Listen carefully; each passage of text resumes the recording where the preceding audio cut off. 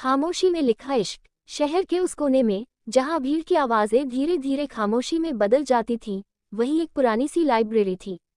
उसी लाइब्रेरी के पास हर शाम आरव बैठा करता था। हाथ में किताब होती, मगर उसकी नज़रें शब्दों से ज्यादा सामने वाली बेंच पर टिक जाती थीं। वहां रोज एक लड़की आती थी। नाम किसी को नहीं पता था। चेहरा सादा, कपड़े साधारण, मगर आंखों में ऐसा सुकून था जैसे बरसों से रुकी हुई बारिश।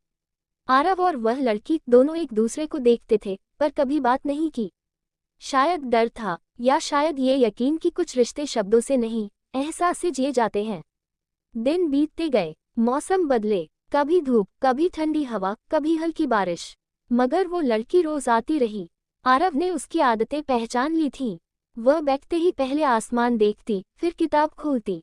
हर पन्ना पलटते वक्त उसकी उंगलियां हल्के से कांपती, जैसे हर शब्द में कोई पुरानी याद छुपी हो।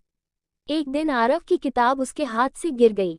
वो झुकी, उसने भी झुककर किताब उठाई। पहली बार उंगलियां टकराईं। उस एक पल में वक्त थम गया। सॉरी, दोनों के मुंह से एक साथ निकला। वो मुस्कुराए। आरव को लगा जैसे उसकी सारी थकान उसी मुस्कान में उतर गई हो। उस दिन के बाद बातें शुरू हुईं। पहले किताबों पर, फिर मौसम पर, फिर जिंदगी पर। उसका नाम था सिया। सिया ज्यादा नहीं बोलती थी, मगर जब बोलती तो हर बात दिल में उतर जाती। उसकी हंसी हल्की थी, मगर असर गहरा। आरव ने जाना कि सिया को बारिश पसंद है, क्योंकि बारिश उसे अकेला महसूस नहीं होने देती। उसे चांद अच्छा लगता है, क्योंकि चांद भी अधूरा होकर पूरा लगता है। धीरे धीरे दोनों की मुलाकातें आदत बन गईं।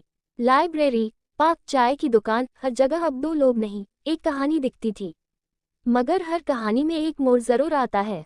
एक शाम सिया नहीं आई, दूसरे दिन भी नहीं, तीसरे दिन आरव का दिल बैठने लगा। चौथे दिन वह आई, आंखें लाल थीं, मुस्कान बुझी हुई।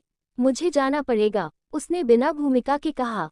आरव ने कुछ नहीं पूछा, बस सुना। शहर छोड़कर, बहुत दूर, खामोशी छा गई। वही खामोशी जहां से यह कहानी शुरू हुई थी।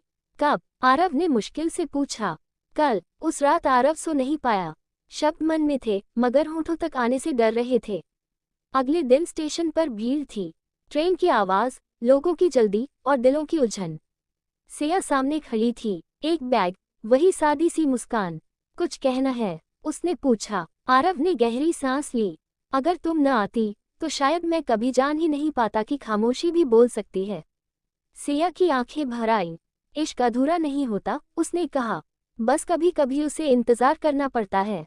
ट्रेन चली गई, सिया भी। साल बीत गए। एक दिन उसी लाइब्रेरी के पास, वही बेंच, वही शाम।